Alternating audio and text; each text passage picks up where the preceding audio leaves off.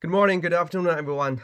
Thank you for joining the IEEE EMBS webinar series on the frontiers of biomedical imaging and analysis. My name is Pinkun Yan. I'm the PK Lashmate Associate Professor of Biomedical Engineering at Rensselaer Polytechnic Institute. I'm the Vice Chair of the IEEE BIP Technical Committee, which is the organization hosting the webinar series. Today, we also have our chair, Professor Xiaoyi Zhang from University of Munster. Our guest speaker today is Professor Aasa Feragen from Technical University of Denmark. Dr. Aasa Feragen is a full professor at the Technical University of Denmark. Her master and PhD in mathematics are both from University of Helsinki, following which she held postdocs at the University of Copenhagen and the MPI for Intelligent System in Tübingen. Dr. Feragen's research sits at the intersection of machine learning, applied geometry, and medical imaging, where she takes a particular interest in the modeling of data with the geometric constraints or invariants. Such data includes uncertainties and probability distributions, fairness constraints, graph and trees, curves, surfaces, and a wealth of other examples. Dr. Feragen likes to contribute to community building and maintenance, including as program chair of MICCAI 2024. As you know, MICCAI is one of the top medical imaging image computing conference. Similarly, IPMI 2021, IPMI is another top conference, and also the MIDL 2019. So today, Dr. Feragen will speak about her research on uncertainties in image segmentation and beyond. Without further ado, let's welcome our speaker. Thank you so much, Pinkun, and thank you also, Xiaoyi, for inviting me and for providing such a wonderful way to reach out.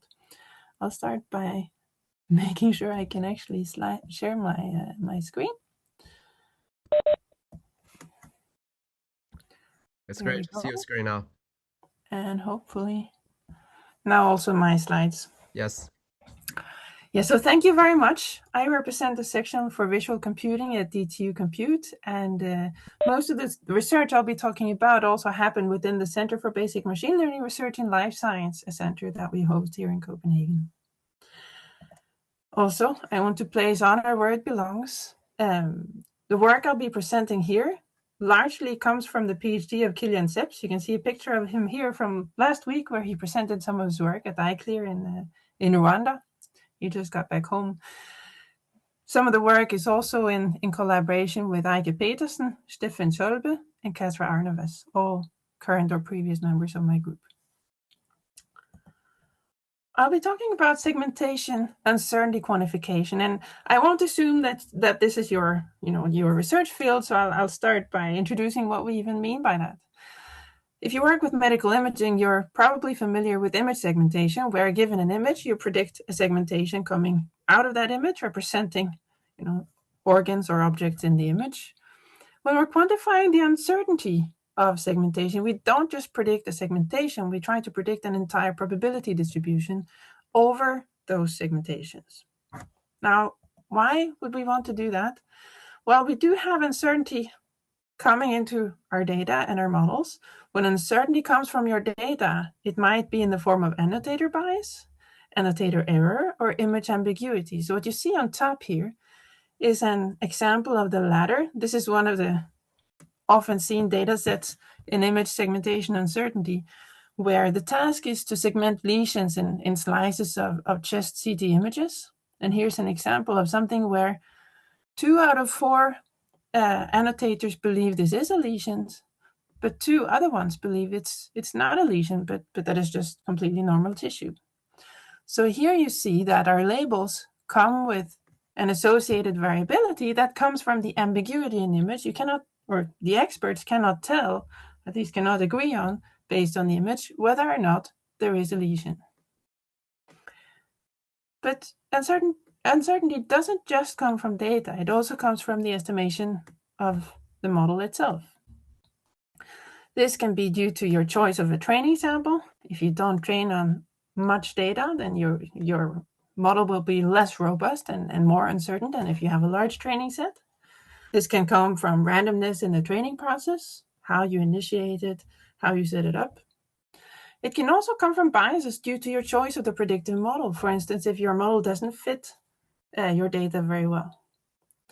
So, as you can see, uncertainties in segmentation output can come both from your data and from your model and your choice of model. So why do we want to quantify the uncertainty in segmentation, and what do we seek in these models? Well, you could have a number of different motivations for wanting segmentation uncertainty. And the most obvious one is that you want to anticipate errors in your segmentation. If you're going to use the segmentation for something important down the line, you also want to know if there's a high chance that that segmentation is wrong. So having a red flag or an assessment of how reliable your segmentation is likely to be, well, is very useful. But you might want other things as well. So often segmentation is a step that you do in a whole pipeline. So you segment organs in an image, and then you may maybe make measurements or quantify properties based on that segmentation and do statistics on whatever derived properties you pulled out of the segmentation.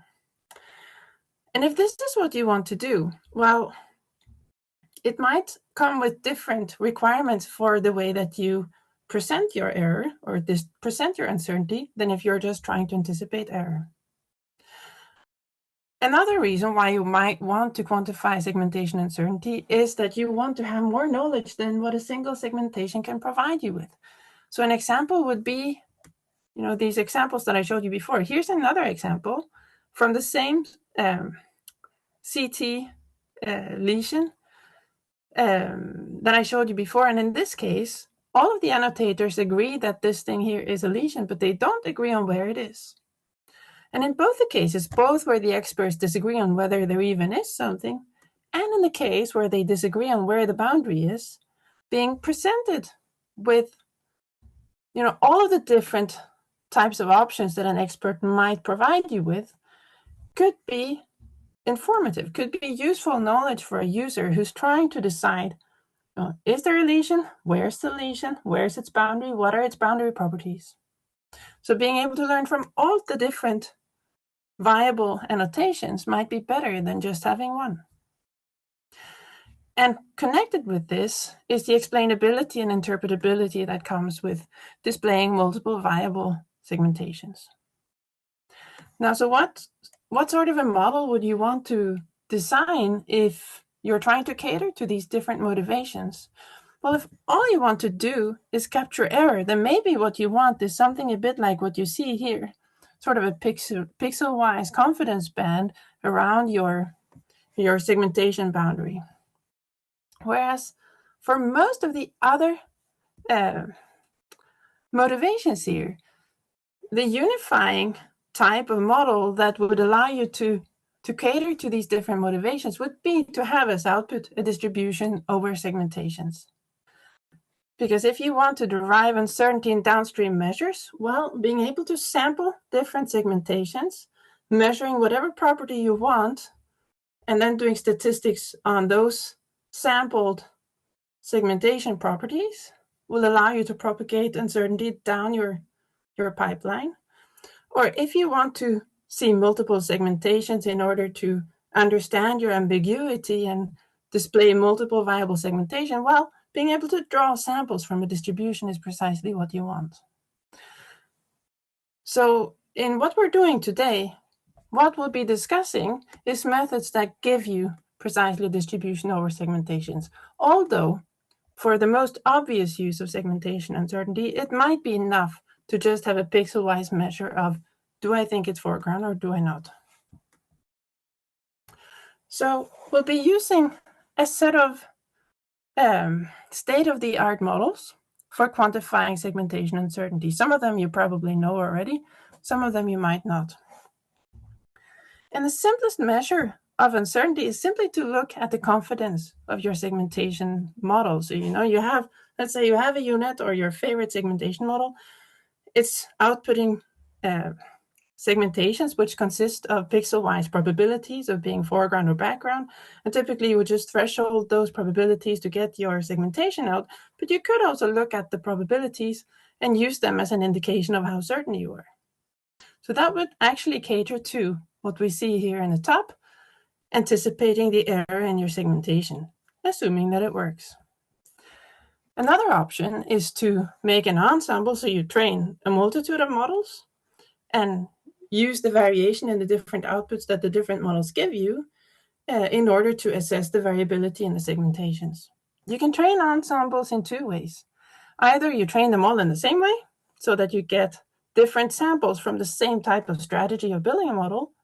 But if you have multiple annotators in your data set, you can in principle also train models on single annotators. So you have different models representing the different annotators. And in this way, you can also represent the different annotator biases and the variability that you see among your annotators.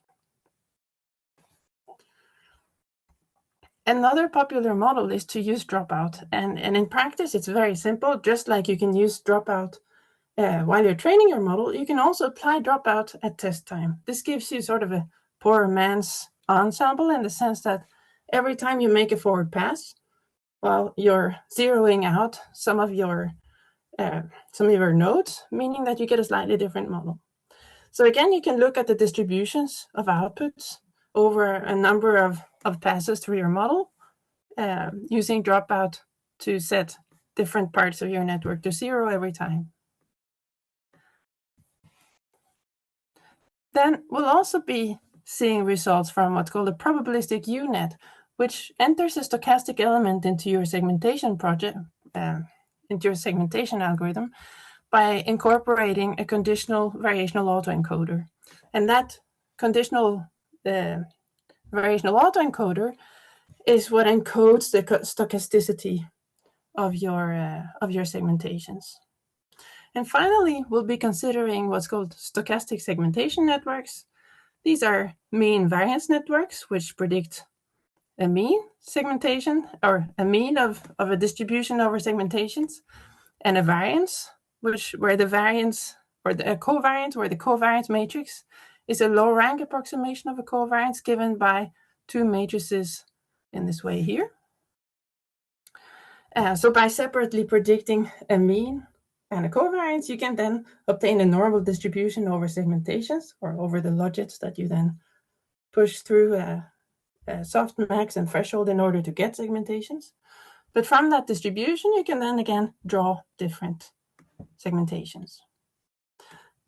So as you can see from this overview, you have 5 very different ways of defining segmentation uncertainty, with very different models, very different architectures, very different ways of modeling the uncertainty. And they're not just different in their architecture, they're also different in what they're trying to achieve. So there are typically 2 different flavors of uncertainty that we try to capture when we're doing uncertainty modeling: the epistemic, or model uncertainty, and the aleatoric, or data uncertainty. They're different in their nature in the sense that the epistemic uncertainty is trying to estimate the variance of your estimator. So you see your neural network as an estimator of the true underlying model that you would really like to have. Every time you re-estimate your model, it's going to be a little bit different. And that variance is what you try to capture with epistemic uncertainty. But then, as I showed you before, you can also have ambiguity in your data. You can have label noise. You can have unclear images where even an expert doesn't know exactly what to annotate.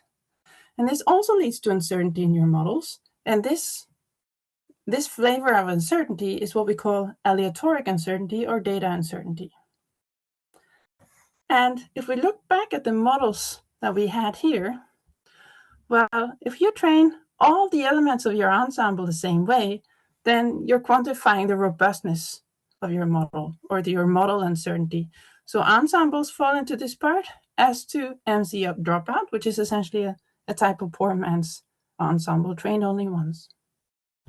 Whereas typically the way that we train probabilistic unit and stochastic segmentation networks, we train them to reproduce the variability that we see in the manual annotations. So typically these are, they don't have to be, but typically they are trained with multiple annotations per image, so multiple segmentations. And we are training the models to fit as well as possible to those annotator distributions. So they capture the aleatoric uncertainty or the data uncertainty. And as I mentioned before, you can also train the ensemble in such a way that every element of your ensemble approximates one expert. And if you train it in this way, the ensemble can also represent the aleatoric uncertainty. So that's, the models we'll visit today, and maybe also the most common models that you will find in the literature. Let's take a look at a few data examples where we get a more hands-on view at where this uncertainty comes from. The first example comes from the skin lesion dataset, the ISIC dataset, where the task is to segment these lesions or moles on the skin. And there could be different reasons why you want to do that. I mean, either you want to decide whether or not the lesions are malignant, where things like size and symmetry and boundary properties are important. So you want an accurate segmentation. Another thing you might care about is confounder removal. So it's these skin lesion data sets are, the clinical skin lesion data sets are, what's the word? Like they're well known in a bad way, in the sense that they often have confounders in them. So for instance, clinicians like to draw little markings on the skin of people where they think the lesion might be malignant. They also like to put rulers into the images so that they can document the size of the lesion, because the size matters. And because if you're training an algorithm on a clinical database, because you'll often find rulers in the malignant images, but less so in the non-malignant ones, and because you tend to find drawings on the malignant images, but not on the healthy ones, you risk that your algorithm learns to detect rulers and drawings instead of actually quantifying disease.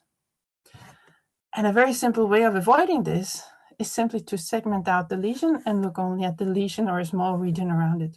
Because typically, you don't put the drawings or the rulers on top of the lesion, but next to it. So that's another clinically relevant reason why you might want to segment these lesions. Now, in this particular data set, and we'll return to this property a little bit later, in this data set, we also observe that annotations are done in different ways, and they're simply done with different tools. So some of the annotations are made in a close and jagged way. They're done by a flood fill algorithm. Some of them are relatively close but smooth, and these are predictions by a model that have been corrected by an expert.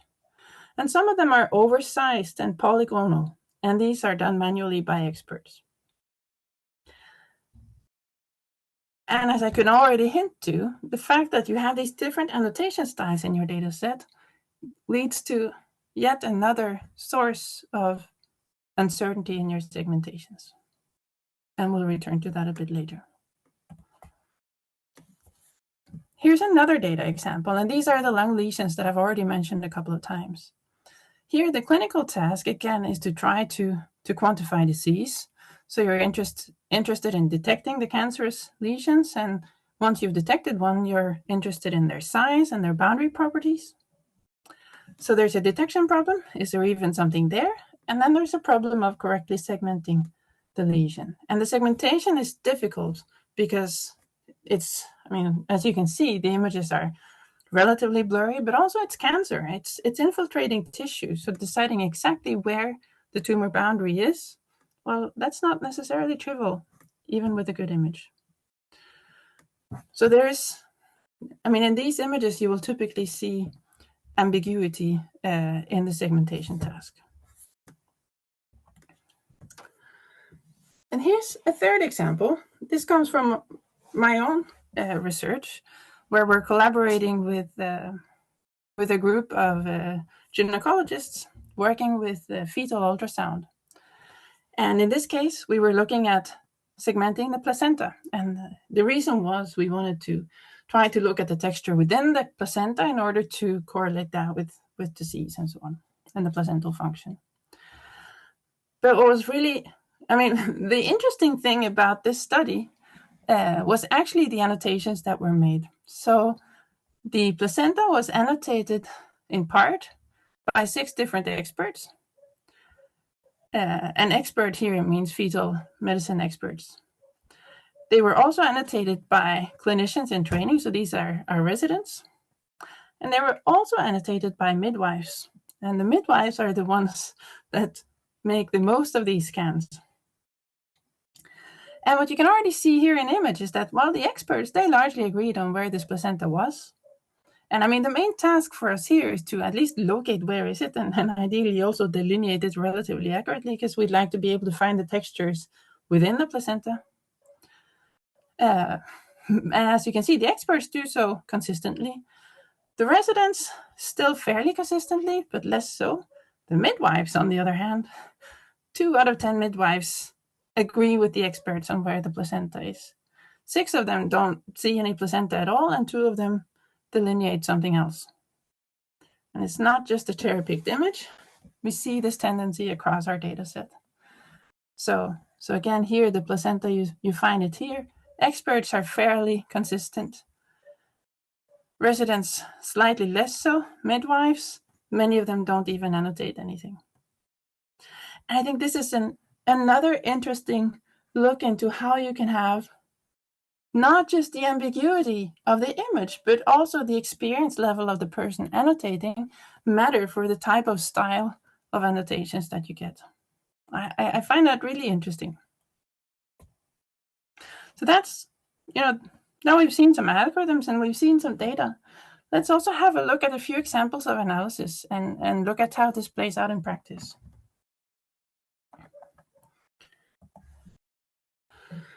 So first of all, and this was a COVID project where 2 of my students, who none of them were really working on segmentation uncertainty, but we'd been locked up for several months, and then it was time to bring some students together and do something together.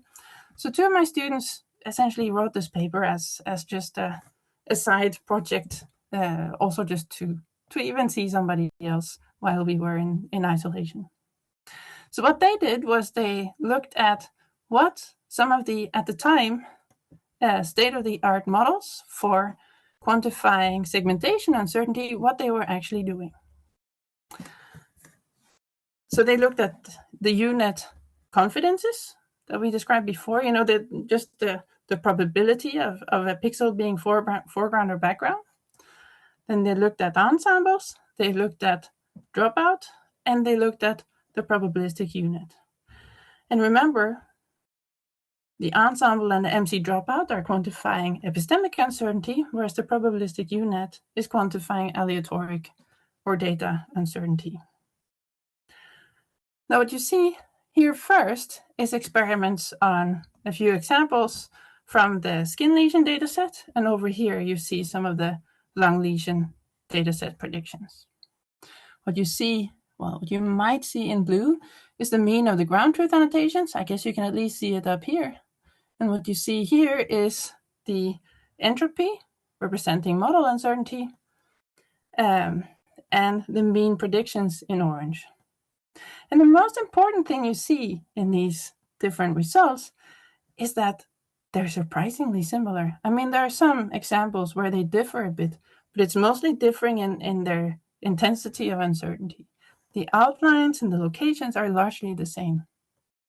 And that's really surprising because these models are very different and they're definitely trying to model different things. And yet the results are surprisingly similar.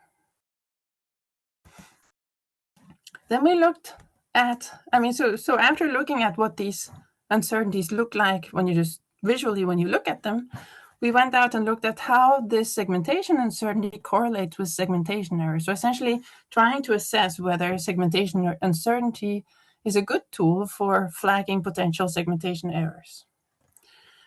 And here what we see is that with the exception of MC dropout, most of the models do this quite well.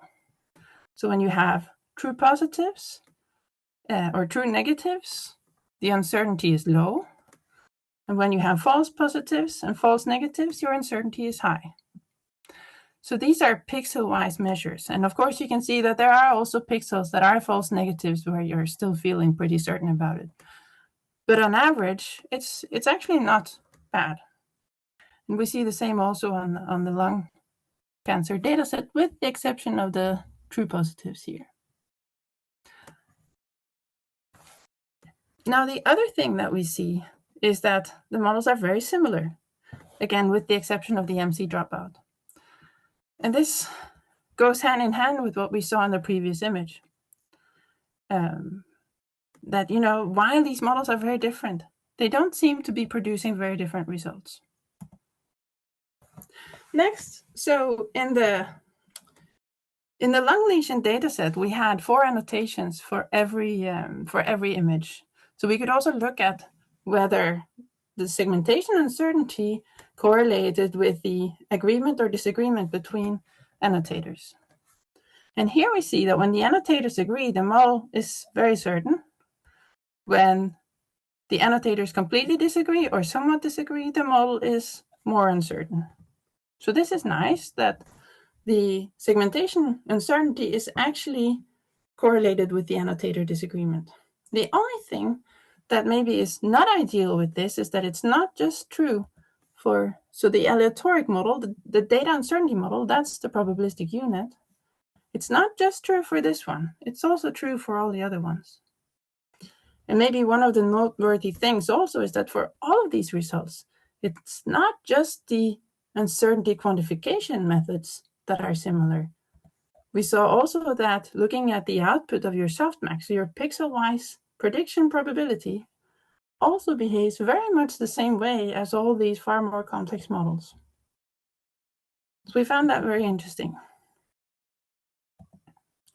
So basically, what we observed based on this was that for all of these models, the aleatoric uncertainty, the data uncertainty, and the epistemic uncertainty or the model uncertainty, they have surprisingly similar behavior, even though they represent different modeling objectives and different architectures.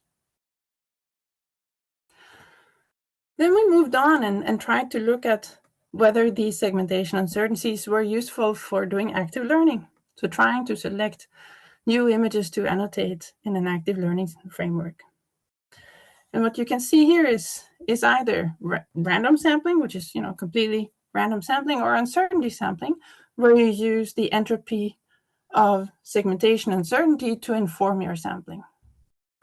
And while in some of the cases you might see one being better than the other, we were not really able to conclude anything based on these results. Frankly, they look very similar.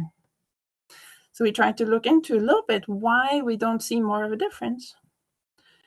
And what we found was that the images that were queried a lot tended to look, for instance, like this one. So this is one sample that was frequently selected for inclusion into the training set. And what we see is that the annotations are, it's not just the model that is uncertain about this image, it's also the annotators. So here, 2 of the annotators annotate the lesion here, whereas the other 2 don't think there's anything to annotate at all.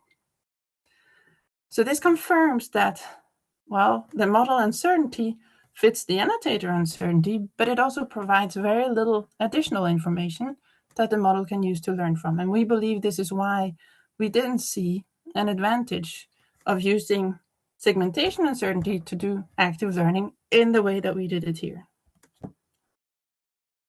So, in other words, where segmentation uncertainty was high, we found that the annotations were uncertain too, and we believe that for active learning, you want samples where you have high epistemic or model uncertainty, but low aleatoric or data uncertainty. So where you're fairly certain about how you actually should segment things, but your model still does not know how to do it.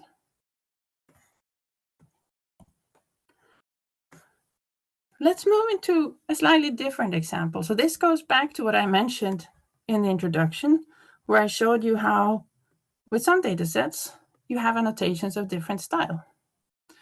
So here we used in part the skin lesion data set that I mentioned from the beginning, and we also designed ourselves a second data set segmenting cells from microscopy, because then we could really control ourselves what the different annotation styles look like. So here we annotated multiple times in a detailed fashion and also multiple times in a more coarse fashion. And what we did in this paper was very simple. I mean, simply condition on the style of the annotation as a form of weak supervision.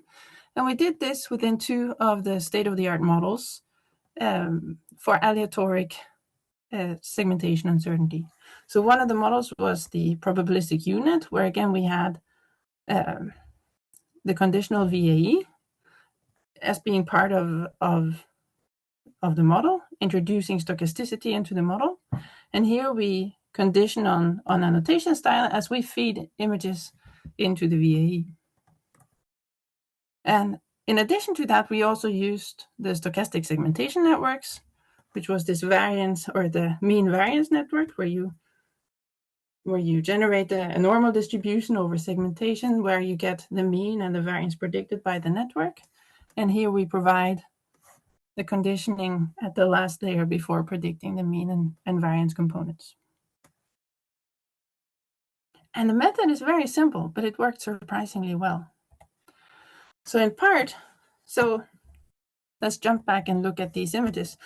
For the skin lesions, we had label style 0 being a very tight detailed crop, label style 1 being still relatively tight, but more smooth and therefore also a little wider. And label style 2 was the oversized crops. Up here in the cell data set, we had 2 annotation styles, one that was very tight and one that was coarser and faster to annotate. And what we see here is that when we use a condition model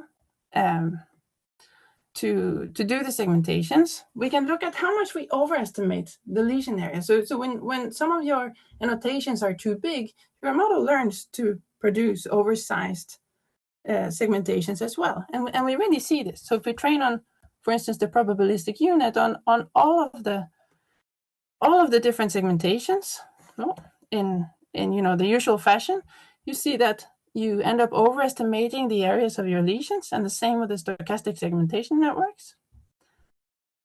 And if you try to train it only on only on those images that have the closer crop, we actually see that we still tend to overestimate the area of the segmentations, actually for both models.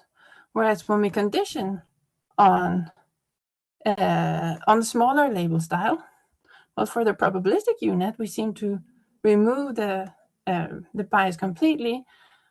On the stochastic segmentation network on the ISEC dataset, we don't see so much of an effect. But then if we move to the second dataset, the cell dataset, we are doing very well. And similarly, on the cell dataset with the probabilistic unit, we also see a nice effect of being able to condition on the label style 0, which is the tighter crop. So overall, we see that the simple conditioning already provides a very nice and stable way to reduce the bias that you get from having over-annotated your lesions. And again, we looked at correlation with errors. And what you see here in green is the condition model. Orange is the model is a model that's only trained on the types of annotation that you're trying to replicate, so the tight ones. And blue is those that are trained on the entire data set. So green is the one that we propose. And while all of these models have a nice correlation between, high uncertainty and errors or low uncertainty and correct predictions, we see that it is more extreme for the condition model, as of course we also hoped. So you see that the style conditioning leads to an improved performance. So you have this really simple form of learning with essentially weak labels or label styles, where you are incorporating uncertainty quantification. We're also improving our uncertainty quantification, as we see. And at the same time, we are actually adapting to the reality of inconsistent annotations that you will often find when you're pooling data from different size or different annotators. So with that, I'd like to move into a fourth case, which is a very recent piece of work that we're still very excited about. And here we are trying to use the aleatoric or the data uncertainty as a means to improve on the epistemic uncertainty or the model uncertainty. And in particular, we hope to use this to improve out-of-distribution detection. So while I've been saying the words aleatoric and epistemic throughout the entire talk, now I want to really make sure that it's clear what I mean. So when you're fitting models, let's say that in part of your data space, now all your annotations are very consistent, and now you have a low aleatoric uncertainty or a low data uncertainty. Then you might have a different area of your data space where your annotations are less consistent, where you have a high aleatoric uncertainty or a high data uncertainty. In both of those regions, you might still have a low model uncertainty, because if you have enough data, then, your model is just estimating, a mean model, so to say. So even when your data has a high variation, you might still get a consistent and well-estimated model. So in both of these regions, your epistemic or model uncertainty could be low. Whereas in other regions where you don't have any data, well, ideally, your model should reflect this and have a high epistemic uncertainty, meaning that the model doesn't know what to do. So that is what we would really like to have. In other words, if we consider having a skin lesion segmentation model, in the areas with low aleatoric uncertainty, if I enter an image from this part of the feature space, well, my segmentations are very consistent and don't have much variation. If I come with an image from the high aleatoric uncertainty part, well, my images might have a higher variance in their prediction, but still, if I have low epistemic uncertainty, maybe my model can generate very different examples, but it's consistent in the distribution of examples that it generates. On the other hand, when I come with something that doesn't look like a skin lesion at all, like a banana, the model should be very uncertain what to do, and it should not be consistent in anything. And that is what we mean by a high epistemic uncertainty. So the approach that we took in this paper was to build on the stochastic segmentation network. So just to remind you, this is a mean variance network where you predict a mean for your segmentations, and you predict the covariance over your distribution of segmentations, where the covariance is a lower rank approximation of a full covariance matrix. And what we do in this model is we build on the stochastic segmentation network model, which is a model for capturing aleatoric data uncertainty, meaning that it's fitted to reproduce the uncertainty that you see in the data. But then we take this model, and on the mean network, we make a post hoc approximation, Laplace approximation, that approximates the epistemic uncertainty of the mean function itself. So this allows us to get in part an aleatoric uncertainty that is fitted while we train the model. And then after the model is trained, we make a post hoc assessment of what the epistemic uncertainty of the mean function would be. So let's start by taking a look at what that does. Well, for this example that you see here, you see that the model is actually fairly sure about what it wants to do. So the epistemic uncertainty shows up as a thin band around the boundary of the skin lesion. But at the same time, you can see the aleatoric uncertainty reflects the fact that the image is fairly blurry around the edges. So what this means is that the aleatoric uncertainty captures the variance in the data distribution, and the epistemic uncertainty captures the fact that while we have a high variance in the predictions, the model is fairly certain about which distribution of predictions to give, or more precisely, what the mean of that distribution should be, because right now we're considering just the mean. And if we look at what this does, well, we call this model Laplacian segmentation networks, or LSN. So what you see here is the model that we propose. And what you see here is actually an AUC, for the performance, the segmentation performance of the model. And the first thing that you might see here is that when it comes to prediction, the aleatoric component performs better than the epistemic component. And this makes sense because the aleatoric component has been trained to reproduce the variability, or it's been trained to reproduce the annotations made as part of the training data. Another thing that I haven't discussed in detail yet is that because this covariance matrix is not just a diagonal covariance matrix, it also has this off-diagonal component. Because of this, it's also incorporating spatial correlation between the pixels. And we compare this model to one that doesn't introduce or doesn't incorporate spatial correlation. And here we see a difference. So the aleatoric component looks largely the same, maybe even a little bit better, but the epistemic component starts to break down a little bit. And we'll return perhaps to why in a couple of slides. But what you see is that the diagonal or the off-diagonal parts of the covariance matrix, which incorporate the spatial correlation between pixels in the data uncertainty or the aleatoric uncertainty, it makes a difference for what these ROC curves look like. The next thing that I want you to note is that when we compare with some of the state-of-the-art models that are out there, either stochastic segmentation network, where you're using dropout on the mean function to estimate epistemic uncertainty, or the diagonal SSN doing the same, well, just like we've observed before, the epistemic and aleatoric components look completely identical. And this is analogous to the results we had in our early papers, where different models seem to be capturing the exact same uncertainties.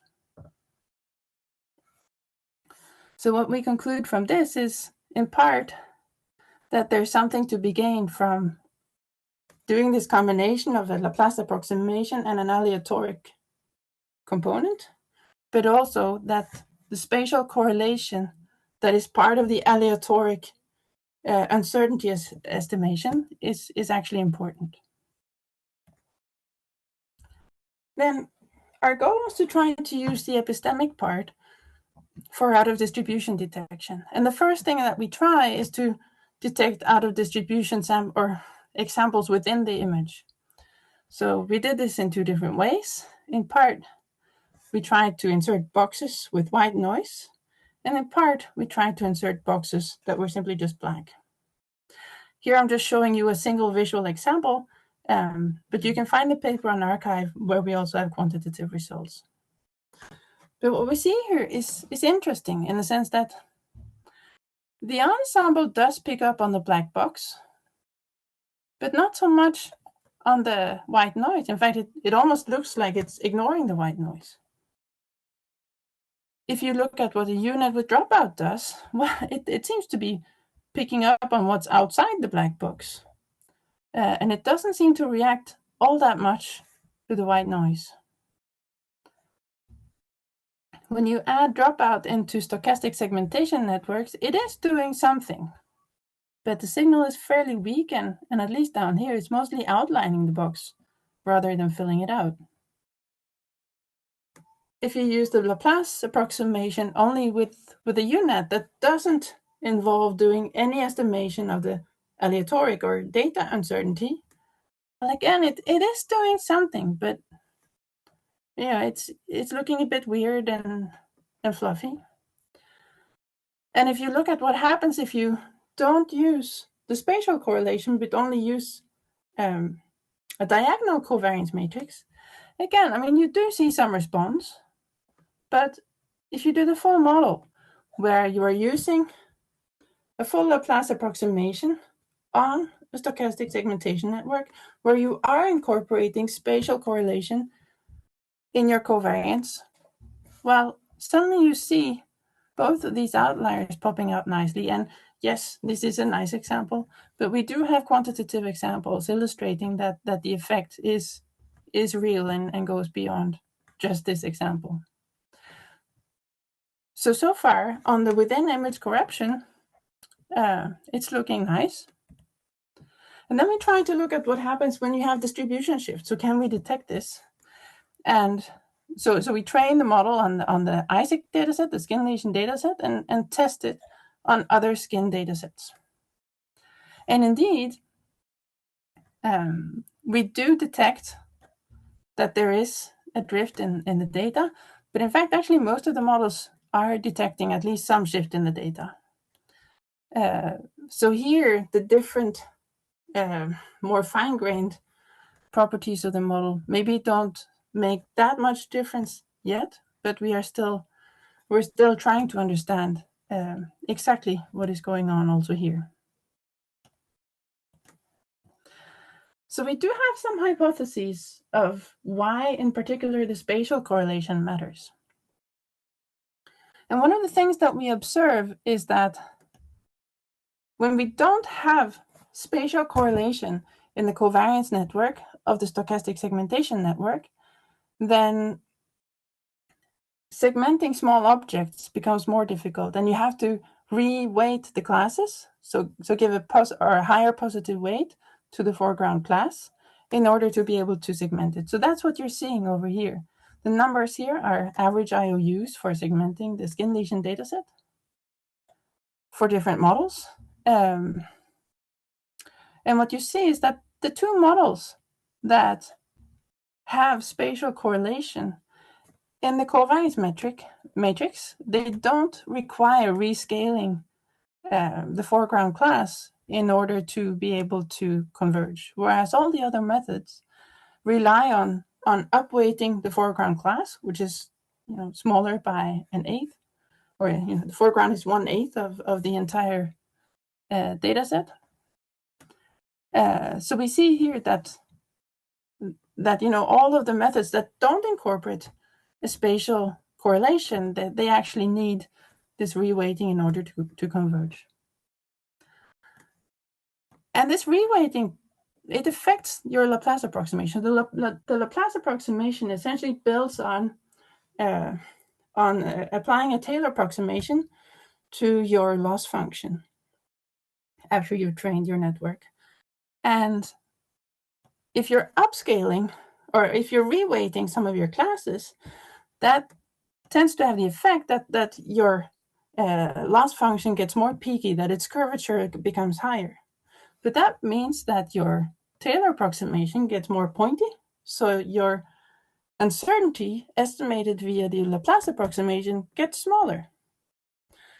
So we believe that we see the uncertainty being underestimated when you are not applying this spatial correlation, and that this is one of the reasons why we are better able to capture, for instance, out of sample or out of distribution effects. So by designing an epistemic uncertainty quantification model that incorporates a spatially dependent model of the aleatoric or data uncertainty, we get, first of all, models of epistemic and aleatoric uncertainty that are different and in a way that we sort of expect. So that was what we saw here with the performance, right? That if we don't have this Laplace approximation, then the models are very similar. Epistemic and aleatoric uncertainty models are very similar. And this is also what we've seen with other architectures in the past. But here we see that they're actually doing something different. And we also have first experiments that indicate that we're capturing out of distribution samples an aleatoric uncertainty, and that the aleatoric uncertainty, on the other hand, is good at doing the predictions. So that's image segmentation. And why, okay, that's very nice. But why is this relevant? Do we even care about image segmentation? I mean, image segmentation is a very well-studied task, but I have been asked, and I'll admit I had a hard time answering, why do we do segmentation? Is it that important? I mean, a lot of the time, segmentation is one step in a pipeline where your ultimate goal is to do something else. And is it clear that you need the segmentation step? Sometimes it is, but sometimes maybe you don't need it. But even though we could have a long discussion about whether or not image segmentation is important, the methods that we have today for quantifying segmentation uncertainty, they're really methods for quantifying spatial uncertainty or uncertainty in spatial prediction. And that certainly is prominent. You have image generation models that generate images. They are spatial. And if you want an uncertainty over those predictions, well, you're going to have a spatial uncertainty problem. We do image synthesis. And again, it's very spatial. If you want to have an uncertainty over your synthesized images, well, it better be a spatial model. Image reconstruction is the same. And then the fourth example that I personally find very interesting is the visual explanations that we often get through explainable AI. This could be a saliency map like I'm showing you here. It could be attention maps used for interpretation, or it could be counterfactuals. Now, in all of these cases, you're generating, again, a visual map, a spatial map, and normally we just do it deterministically and look at your single explanation, but we probably should also be looking at uncertainty in those. And this, I think, is really interesting, because what would be the goal of quantifying explanation uncertainty, and what would we ask of these solutions? One goal could be that you want to detect errors or lack of robustness in your explanations. Sometimes explanations can be wrong, and you'd probably like to know that. Or you might be interested in using explanations to detect the lack of robustness in the underlying model. Or you might, again, just be interested in having a whole range of different viable explanations. So a question that I find really interesting here is, how do you even define and how do you quantify aleatoric and epistemic uncertainty here? So for segmentation, aleatoric uncertainty depends entirely on trying to reproduce an annotator distribution. But saliency maps are not annotations. So what does it mean to represent data uncertainty in the setting of saliency maps, attention, or other forms of visual explanations? I don't have any answers here, but I think it is a very interesting question. So I'd like to end by saying, well, segmentation uncertainty is a research area that I think has some elements of Wild West, in the sense that people have very different objectives, and we're not always so clear about what exactly our goal is, although whatever our goal is probably should affect both how we choose our methods and how we choose our validation. But that means that it is on you and me and everyone else as a practitioner to understand exactly what we're doing and design our validation and our methods accordingly. As you've already seen, I think sometimes segmentation uncertainty gets really mathy and complicated, and might raise the question, who even needs this? Do you even need segmentation? That's a question I've been asked. And I think it's actually a good one. But I also think that what we are addressing is more. We're addressing spatially dependent uncertainties in spatial predictions, and that also includes things like explainable and generative AI, which are certainly very important also right now. So it might be time to move these models beyond image segmentation, and at the same time maintain a focus on trying to reach well-defined problems and validation targets. Thank you. Thank you, Aasa, for the wonderful talk. It's great. So we have a few minutes for some questions. So the audience can either type the questions into the Q&A box, and or you can just raise your hand to ask questions directly. So we received several questions in the Q&A already. Aasa, can you see them? I can just read for you. Okay, thank you. Yeah, the first two questions actually from Rollo Moore. The first one is, would you think linking the annotator with the model involves a tricky compromise? A tricky compromise? Maybe, Rollo, you want to clarify your question? Linking the annotator with the model. Well, maybe I do understand, because I did suggest at some point that one way you could train these models is by training one model per annotator.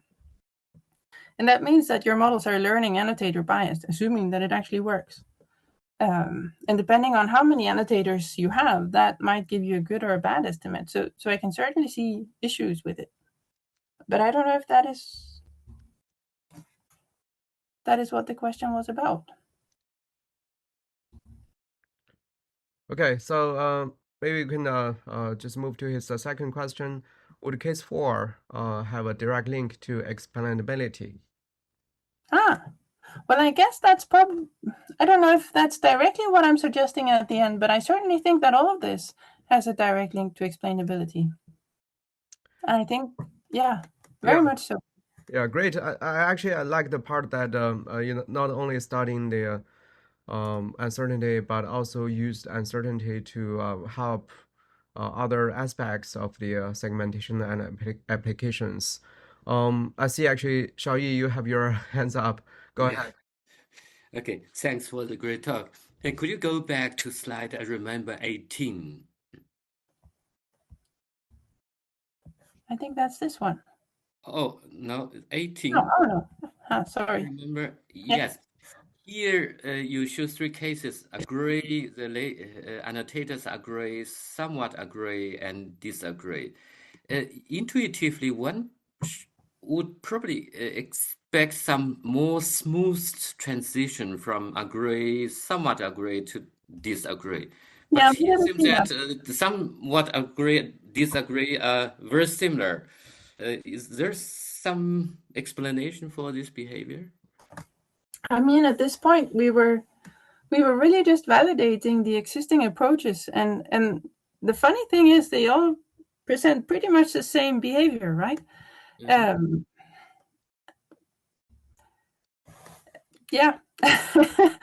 that's the best I can give you. But I mean, I guess the model does find it very different when you have some disagreement and when you don't.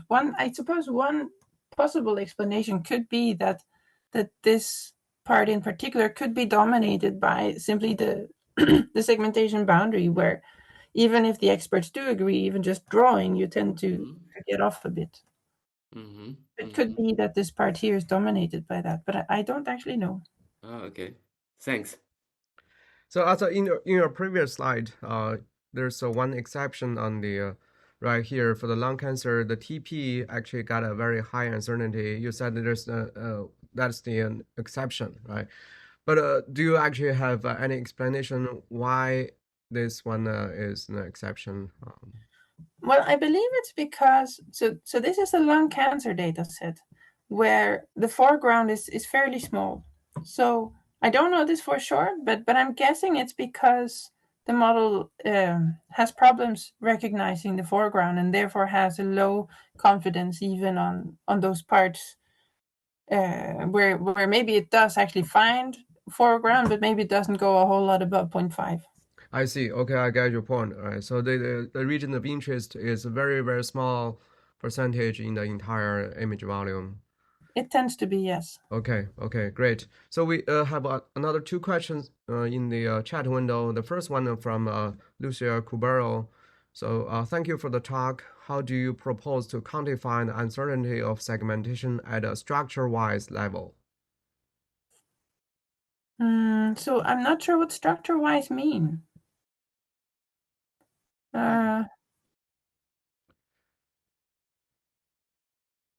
So I guess is for different anatomic structures, if there are multiple of them. No, if there are multiple ones.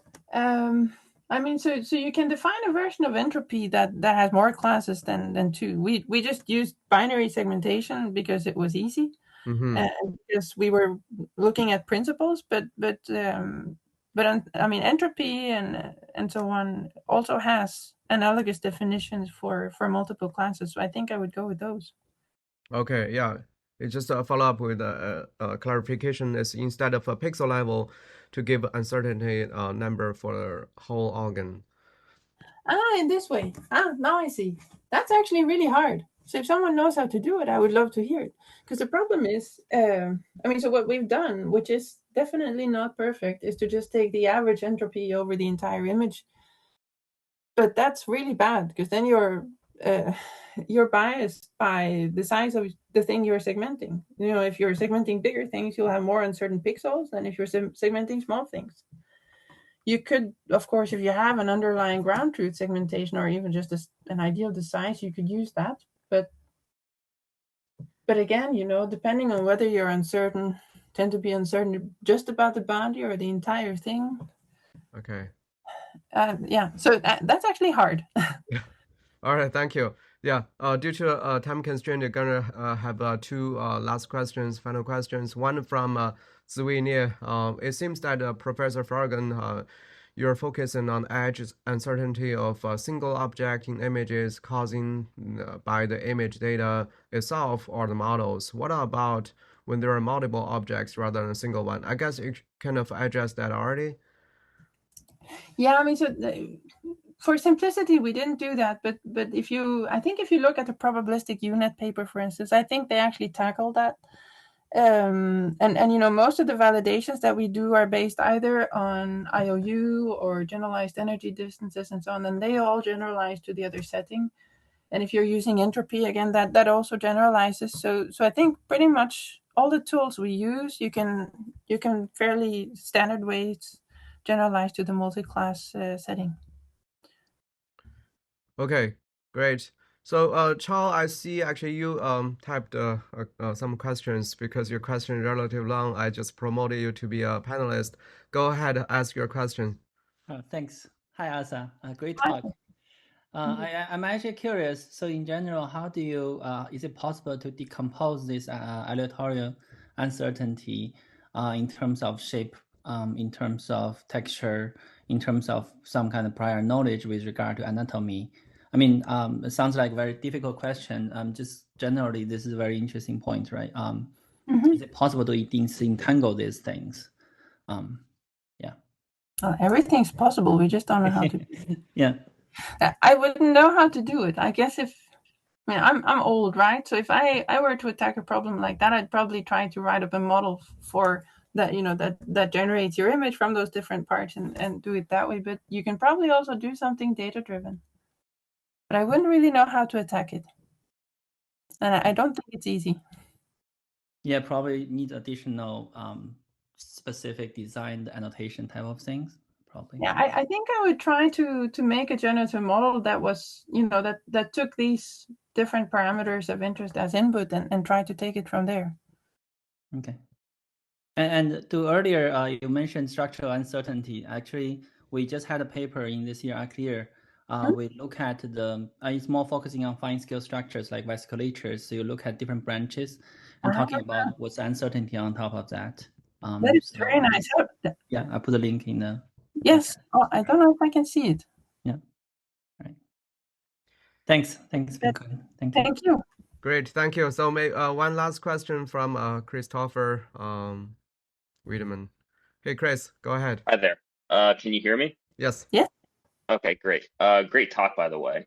One question I have is that you explained how ensembles are often used to gauge the epistemic uncertainty by looking at the difference in the distributions that they output.